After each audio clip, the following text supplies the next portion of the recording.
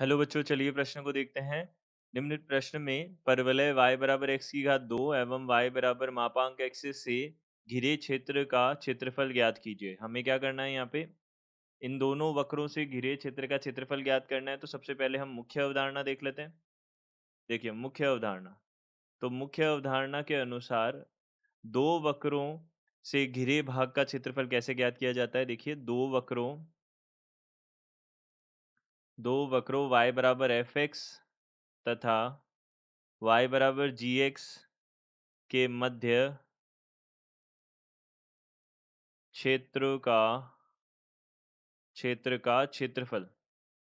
देखिए क्षेत्र का क्षेत्रफल जो है वह कैसे ज्ञात किया जाएगा। देखिए यह ज्ञात किया जाएगा। देखिए सबसे पहले हमारे पास सीमाएं ए से बी हमारे पास बनेगी और यहाँ एफ एक्स माइनस जी एक्स होगा। अब देखिए ये किस प्रकार से पता चलेगा कि किस में से किसको माइनस करना है।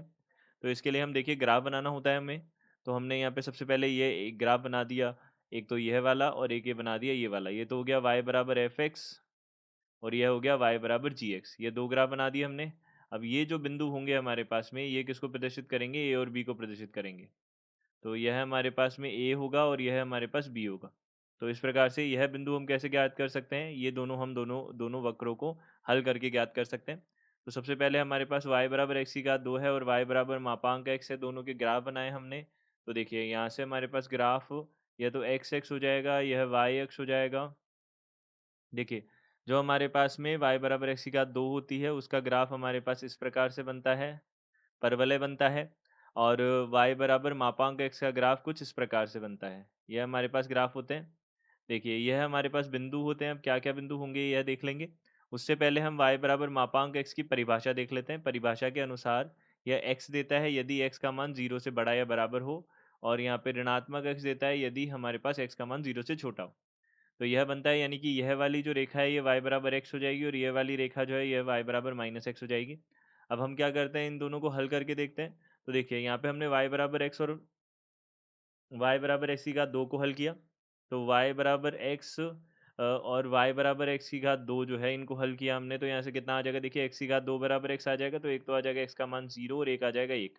तो यहाँ पे 0 पे तो काट ही रहा है, यहाँ 1 पे काटेगा और इसी प्रकार से ये सममित आकृति बनेगी। तो यहाँ पे माइनस 1 से पर भी काटेगा। तो अब देखिए अब हम यहाँ से क्या कर सकते हैं, हम ये वाला जो भाग है इसका क्षेत्रफल ज्ञात करके उसका दुगना करेंगे तो ये वाला भी हमारे पास बन जाएगा। तो हमें तो दोनों से घिरे भाग का क्षेत्रफल चाहिए। तो हमने यहाँ से बोला कि जो क्षेत्रफल होगा, देखिए जो क्षेत्रफल बनेगा वह क्या बनेगा? 2 गुना यहाँ से a। देखिए 0 से 1 तक हमारे पास सीमा जाएगी क्योंकि x का मान 0 से 1 तक जा रहा है।